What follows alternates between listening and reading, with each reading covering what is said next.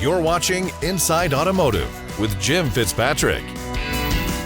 Major players like Stellantis and Nissan are making headlines for significant drops in earnings and sales. Today we're learning the type of impact that it's having on dealers. Joining us now is Chris Saraceno, Vice President and partner of Kelly Automotive Group and author of The Theory of Five, which is an incredible book. If you do not have the book, there is a link right below this video that you're watching to get one. It's phenomenal. I highly recommend everybody out there that's listening to my voice get the book. It's going to change your life. So thank you so much, Chris, for taking the time out of your busy schedule to join us. It's always a pleasure to be on CBT News. Sure. So let me ask you, before we jump into some of these issues, how is business now at Kelly Automotive Group? Overall, good. Our Toyota, we love Toyota. We got 2 Hyundai stores right now, which we're loving. And I just came back from the dealer meeting for Toyota and Hyundai during the same week out in Vegas. So, great news for both those franchises. Yeah. Our Ford franchise in Florida is doing, spectacular. So we're pretty happy. And then we have a Buick GMC franchise, a Chrysler Dodge Jeep Ram franchise, Infiniti, and a Nissan franchise. Wow, that's fantastic. That's got to keep you very busy. And so any of the things that are happening right now on the economic front, are they concerning to you at all, or between rates and inflation? And of course, we've got a very contentious presidential election going on here. Do you feel the impact of any of those items? Well, you always do. And I always feel like every election year, there's always going to be some impact. People get concerned because, typically during that time period, the two people are not saying how great things are. Right. They're usually finger pointing and Right. They're talking about doom and gloom. Right. So I've been doing this for 40 years now. So it impacts me mentally much less than it did when I was in my 20s and 30s now that I'm in my 60s. So Yes. It's, I just sort of look at it. Now, this is a little abnormal the last 8 years or the last 2 elections or 3 elections, but I sort of just do this and move forward. Yeah, interestingly enough, I talked to a number of the economists out there from Cox Automotive and Edmunds and such here at CBT News, and I asked them that question: how much of an impact does a presidential election have in the retail automotive business?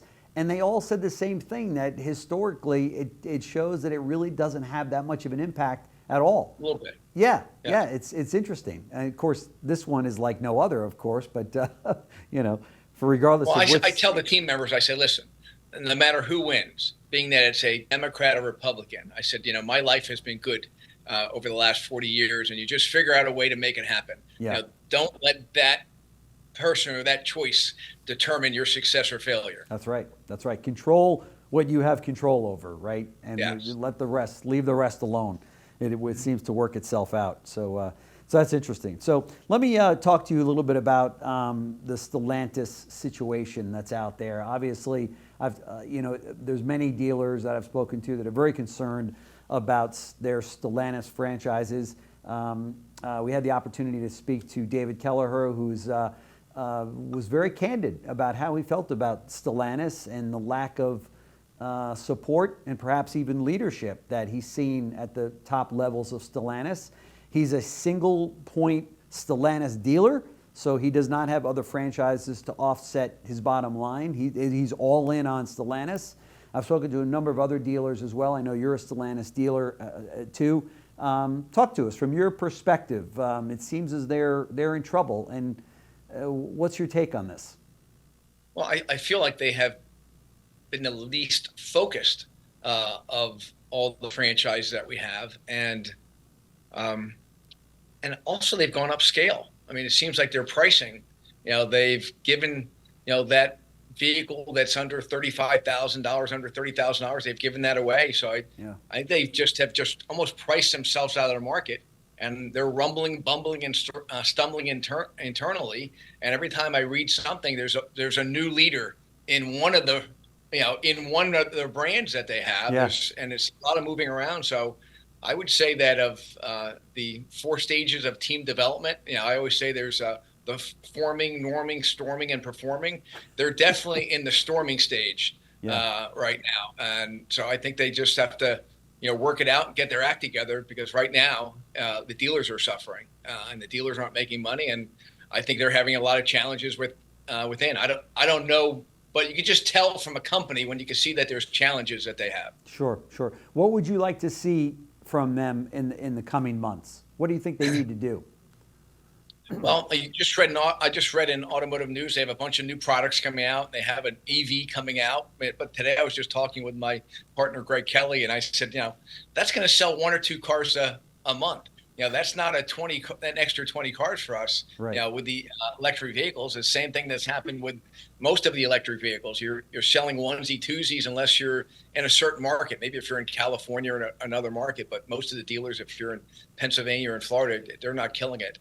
I'd like them to come out with some better incentives, maybe better interest rates. I'd like them to show the dealers some love and let them know, listen, we understand that, that you have to make some money right now. And you can't take care of customers, and you cannot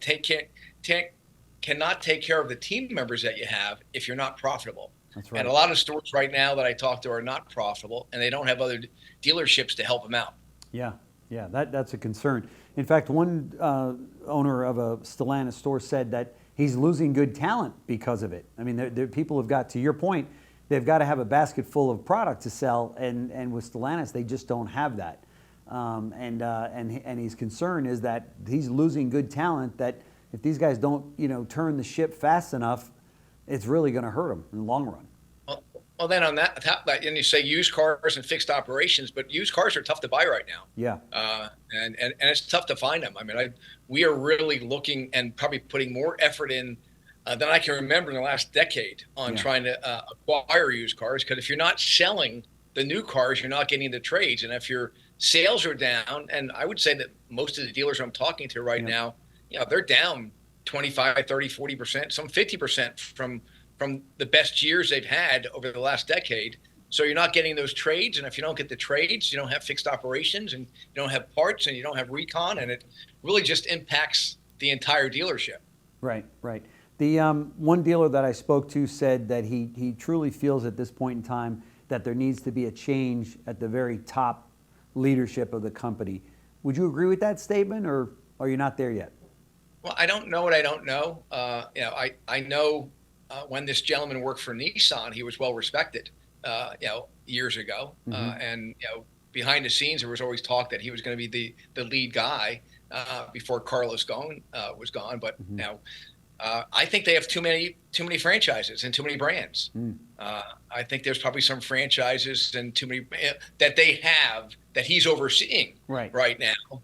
I think the Chrysler Dodge Jeep Ram brand is a good brand, and they have some good products. They just don't have a focus on it, and sometimes too much and is not better. Right, for sure. Well, since you mentioned Nissan, let's talk about that for a minute, because that happens to be another franchise, right? That's suffering greatly out there. The profitability is also down on those stores, really at a 15-year low. What say you about the Nissan stores? We are very fortunate. We have a great partner there. We're typically in the top 50 dealers in the country for new car sales. That's great. I think the top 10 for certified cars. We have a great fixed operations team. In fact, we, in the last year, have twice tried to acquire another Nissan store. So we think Nissan has some good product, although I know everyone I'm talking to that has Nissan has had some challenges. I feel like we are really fortunate that we've had a wonderful team and low turnover, and great technicians and 5 sales consultants that we know every month that between the 5 of them, they're going to sell 140 cars. Just those 5, but we have 15 overall, but they just help us overall. That we have just a spectacular team. So I can't say anything but great things from our perspective, but I do know my friends that have Nissan stores and other dealers have been very challenged in the last few years. Yeah, you are very fortunate for sure. I mean, there's a lot of Nissan stores that feel as though they're 70-75% off, but that's interesting to hear you say that as far as you're concerned. And you get to see that when you have different franchises, you realize that if you have the right people, they can still, going through tough times, they can still make a lot of money. That's great. Obviously, we see fixed ops still doing well across the board. People are keeping their cars longer, as you know, almost 13 years now as the average age of a car on the road.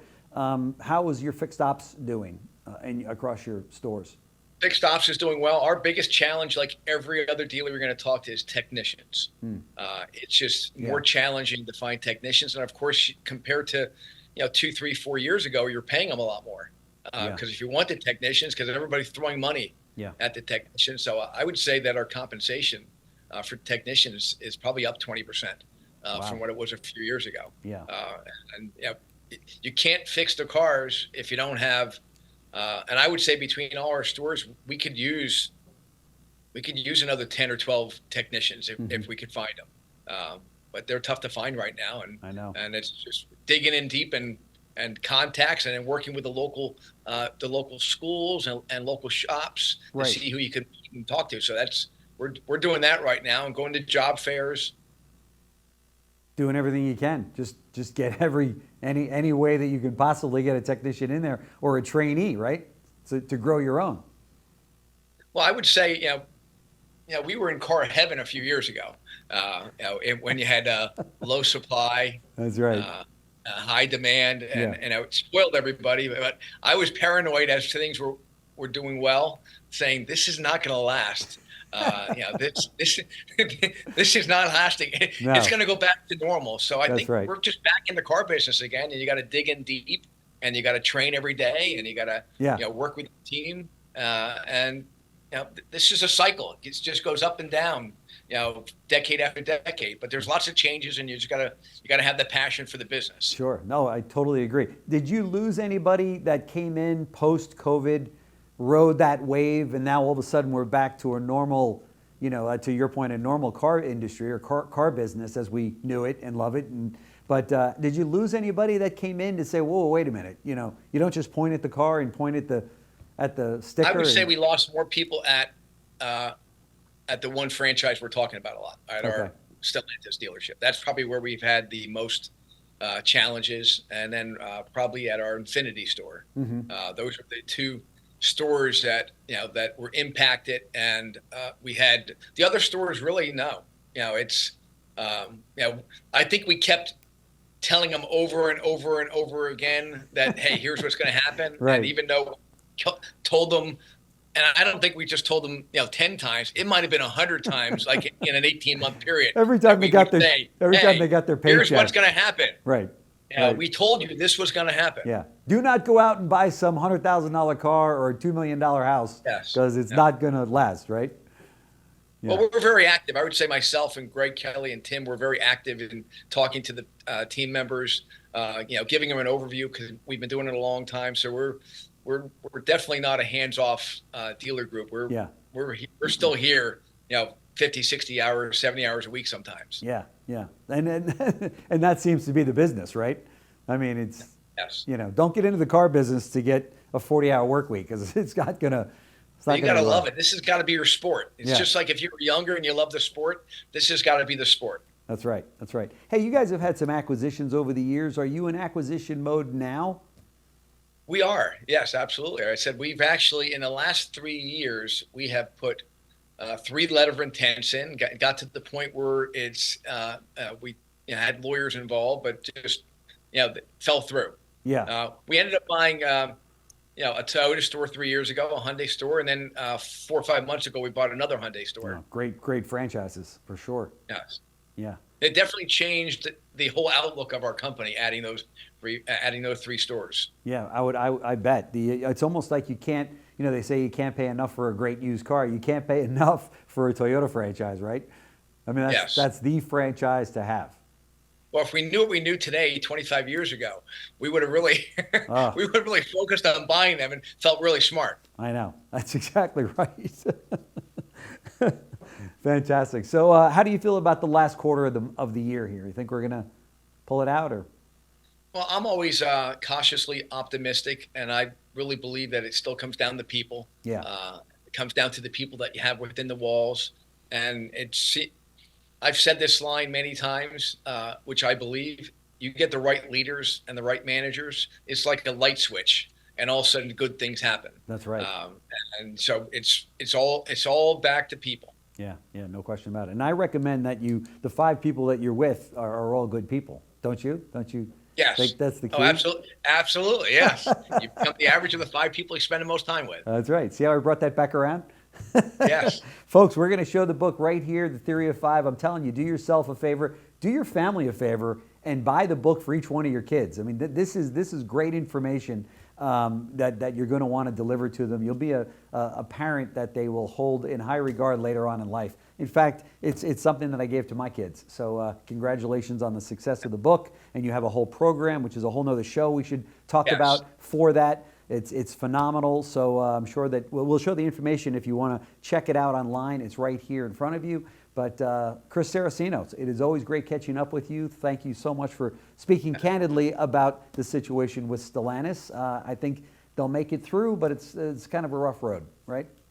And they have been, out of all the franchises, you just go back the last 40 years, out of every franchise, they've had their ups and downs and had the most acquisitions of any franchise that I know of right now. Yeah. You go back over a 40-year period. Yeah, for sure. I mean, who can't, if obviously there's people out there in the audience that are listening right now that are not old enough like you and I to remember the Lee Iacocca. If you can buy a better built car for the money, buy it, right? And he brought that franchise back around, and they need another Lee Iacocca out there, don't they? Lee Iacocca was a local man that lived in Allentown, Pennsylvania, born and raised. That's right. Yeah, my father cut his hair. No Actually, kidding. My dad was a barber. He cut his hair when he came down. Wow, that is what a piece of information. That's fantastic. That's great. Well, and by the way, all eyes are on Pennsylvania for the presidential election. I mean, they are crisscrossing your state left and right. That's awesome. It's all going to boil down to Pennsylvania. So, Chris Saraceno, thank you so much. It's always great catching up. Thank you very much. All right. Yeah, good. Great seeing you again. Yeah, you too. Thanks for watching Inside Automotive with Jim Fitzpatrick.